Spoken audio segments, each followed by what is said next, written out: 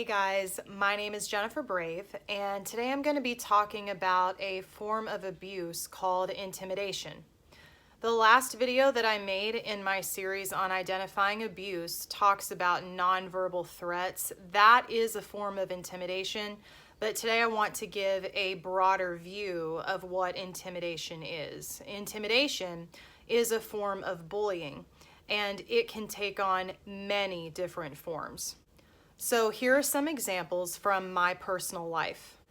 One form of intimidation could be physically blocking someone, in other words, not allowing them to leave or go where they want to go. This happened to me with a guy that was a friend many years ago that was interested in dating me, and I went to hang out at his house, just friends, didn't know at that time that he was interested in dating me. And he had told me that he was interested in dating me and asked me if I felt the same way. And I told him that I wasn't ready to have that conversation. We were in his bedroom, and he went and stood in the doorway of his bedroom, in the door frame, and put his arms out on either side and told me that I wasn't allowed to leave until I answered his question. That's a form of intimidation. And in the state of Texas, it's also a felony. Intimidation is just a form of making someone afraid. I'll give you an example. When I was married, my ex-husband knew that because I am a 6, and it really stirs up my anxiety if I know that someone is angry at me or if I know that I'm going to go into a confrontation. So as a 6, I like to be really prepared for that. And if you're going to go into a confrontation, everyone has the right to be prepared for that. In other words, you have the right to have your defense ready.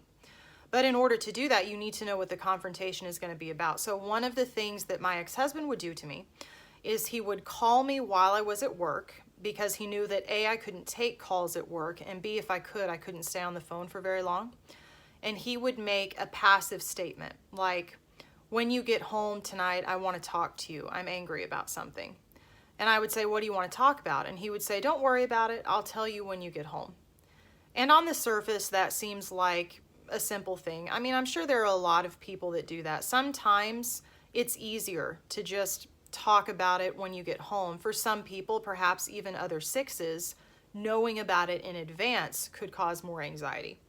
So it's different per person. However, in the case of my ex-husband, he was doing it as a form of intimidation because he knew that by the time I got home that evening, I would already be so shaken up that I wouldn't have the resolve that I would need to stand toe-to-toe with him in an argument.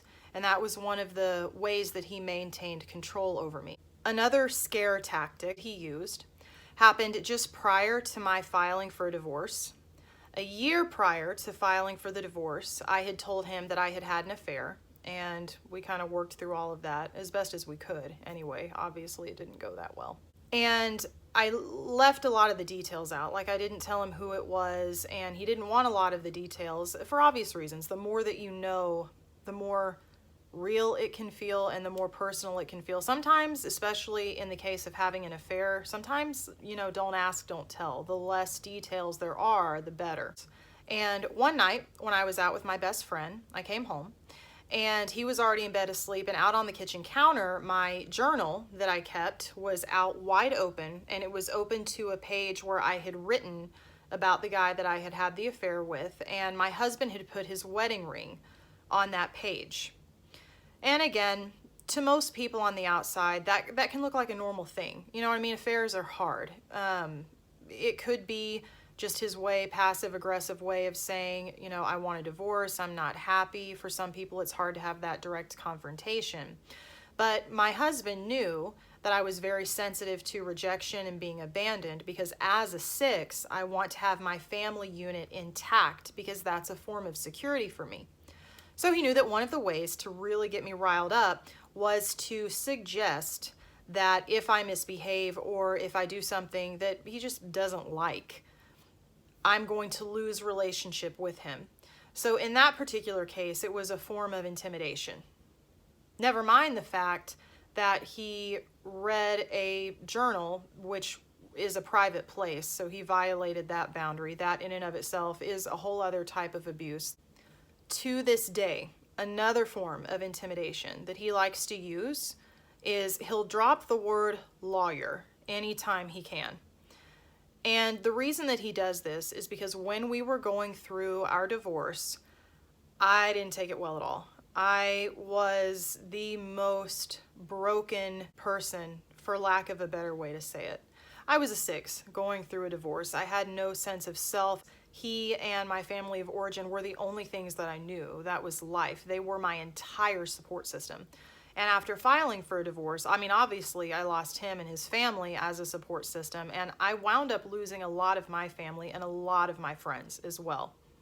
So I went through a very traumatic experience, and he had hired a lawyer that is an 8 with 7 ESTJ, so a very intimidating person, the sort of personality type that if anybody is going to bully, it's going to be her. And she was a professional bullier, even more so than that. I mean, she was just flat out abusive. She would look me in the face and call me a whore, and their whole stance going through the divorce was to intimidate me and shame me and make me feel guilty for the affair that I had had a year prior. So all of a sudden he was pulling that back out and using that as a weapon, which is in and of itself, again, another form of abuse. It didn't take very much abuse or intimidation from him or his lawyer to get me to cave and give him what he wanted. So he wound up walking away in that divorce with a lot of things that honestly I should have fought for. He knew that that scared me. And so anytime he could drop it into a conversation, it was always, well, I'm just going to call my lawyer. Let me see what my lawyer says about this. I'll have my lawyer contact your lawyer, etc., etc. And when going through the divorce process, you're going to say that, right? Because, you know, you're going through a divorce and you have lawyers. That's to be expected. But he would insert the word lawyer in things that had nothing to do with law. A recent example, and this has happened after our divorce, is we had an issue with my daughter at school, and he and I were disagreeing on how we were going to discipline her or correct her about the behavior that she was demonstrating at school. And we were going back and forth. We couldn't agree on anything. And he stopped in the middle of the conversation and said, you know what, it's okay. I'm just going to call my lawyer on Monday, and she and I are going to take care of this, and we'll just be in touch. His way of implying that he's going to serve me with papers for something and drag me back to court and try to smear me in front of a judge. But the context that that was used in, what does his lawyer have anything to do with how he and I are going to agree to discipline our daughter? In doing that, he thinks that he's keeping me in this place where I'm afraid of him, and if he throws out the L word, I'm just going to, acquiesce and do whatever it is that he wants me to do. Other generic forms of bullying could be humiliation, belittling comments.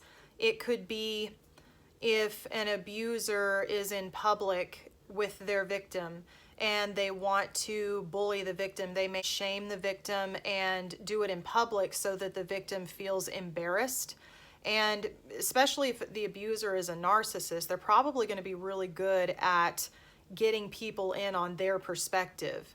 And that's going to be their goal, because they want as many people as possible to shame the victim, humiliate the victim in public, because that just intensifies the pain. And I'm talking specifically about a narcissist now. Not to say that an abuser who is not a narcissist wouldn't do that, but that particularly is something that you tend to see a lot with someone that has narcissistic personality disorder, or even if they don't meet the criteria for the diagnosis, someone that's just a narcissist in general. Some examples of belittling comments that my ex-husband made when we were married. A really common one for him is when there was something that I was interested in that he didn't like, and particularly in terms of if I expressed how I felt or if I expressed an opinion and he didn't agree with it or he didn't like it, and we were in an argument, whatever I said was always in quotations, like that. So I could say to him, for example, you did X, Y, and Z, and that made me feel really angry, and that's why I lashed out at you earlier. And then he may say, oh, well, I'm sorry, I didn't mean to make you feel angry. So that's a belittling comment. What he's doing is insinuating that what I said not only is stupid and doesn't matter, but especially, at least to me, with like the air quotations thing, I kind of get this implication that he's trying to say what I was saying wasn't real. In other words, he was trying to imply that my feelings weren't real, my opinion wasn't real, my view of reality and what actually happened wasn't real. That's a form of gaslighting, by the way, and that is a staple in the narcissist's abuse toolbox. I'll give you another example, something that my ex-husband did to myself and two of our friends while we were still married. They were really into like the occult and new age stuff, and I'm really into that stuff too. I like it. And he was listening to them talk about it, and then I chimed in and said, oh, I've always wanted to do that too. And my ex-husband, not really to anyone in particular, just kind of said out loud, wow, I guess I'm the only one in this room that's going to go to heaven when they die. The insinuation being that because we're interested in the occult and new age sort of stuff, we were, I don't know, in league with the devil and gonna die and go to hell. But it was a really rude comment to make, because it's a comment that insinuates that he is superior and his belief system, his way of behaving was better than ours. So that's a little bit about intimidation, humiliation, both of which I think we could just throw in underneath the umbrella of bullying.